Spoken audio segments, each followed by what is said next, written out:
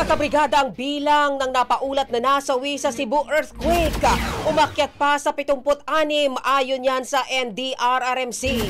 Brigada Kath Austria, ibrigada mo. Brigada Live Report. Nadagdagan pa ang bilang ng mga napaulat na nasawi sa magnitude 6.9 na lindol sa Cebu. Ayon sa NDRRMC, mula sa 75 ay umabot na sa 76 ang napaulat na nasawi. Nananatili naman sa 559 ang mga napaulat na nasugatan. Samantala, umaabot na sa mahigit 216,000 families o katumbas ng mahigit 748,000 individuals ang apektado ng lindol. Sa bilang na yan, nasa 1,200 families o katumbas ng halos 5,000 individual ang nananatili pa sa mga evacuation centers. Nagpapatuloy naman ang paghahatid ng tulong ng pamahalaan sa mga apektado ng lindol.